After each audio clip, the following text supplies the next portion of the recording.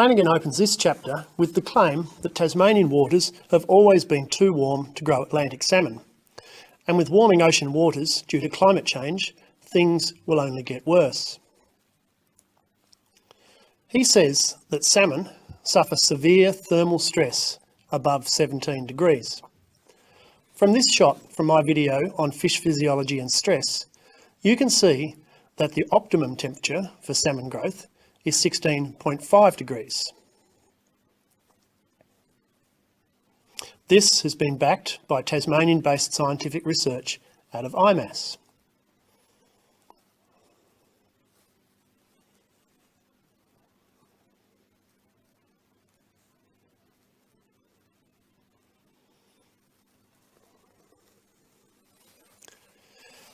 Hobart average seawater temperatures last year show less than 1 month when the temperature was above that 16.5 degrees. And this is data from 2020. Nevertheless, the broodstock salmon I observed here happily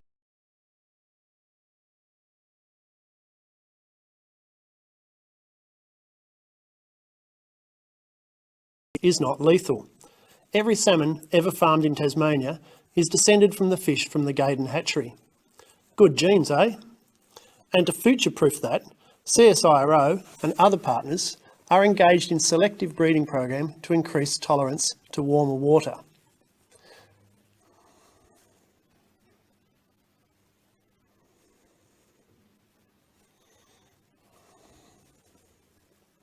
Atlantic salmon in Tasmania are likely to suffer from amoebic gill disease, where microscopic animals present in the water get trapped in their gills, aggravating an allergic response and causing a mucus buildup on the gills, restricting their ability to breathe. Think of it not so much as a disease, rather as something similar to when you accidentally breathe in some of those tiny bugs in summer. The treatment for AGD is to bathe the fish in fresh water.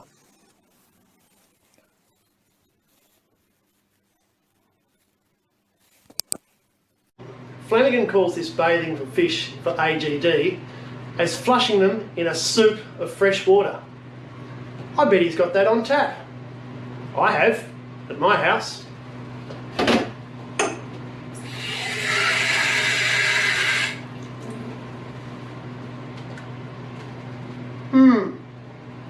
Soup. Bit watery, needs salt.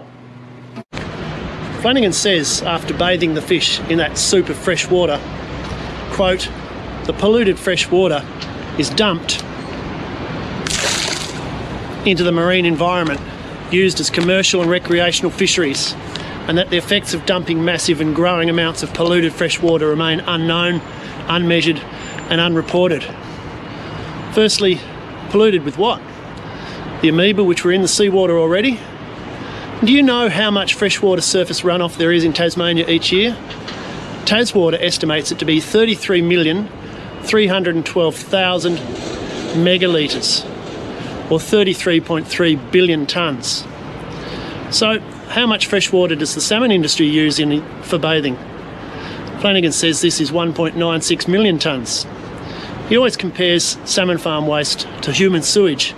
So let's compare salmon farming use of freshwater to human use of freshwater. Taswater says that the annual Tasmanian urban consumption of drinking quality water is 67 million tonnes.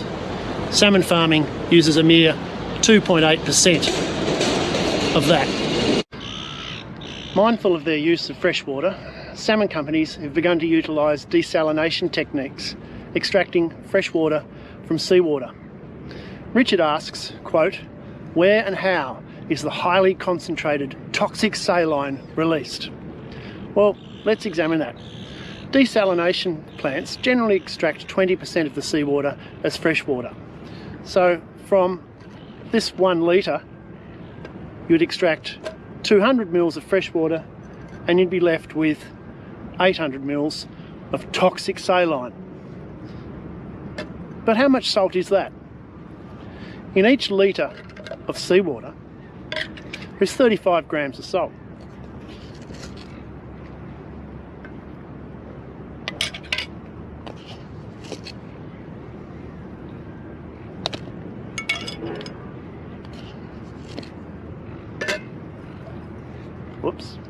That'd attach more.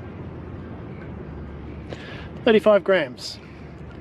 So if we take out 20% of that as freshwater, there's 35 grams of salt in 800 mils.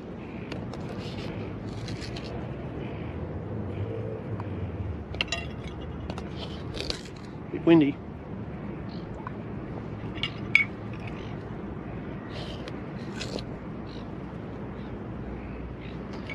So exactly how toxic is that? So how highly concentrated is Richard's toxic saline? Well, the normal seawater has 35 grams per litre, which is 3.5% salt. Seawater residue from desalination, the 800 mils of water with that 35 grams of salt in it, is 4.4% salt.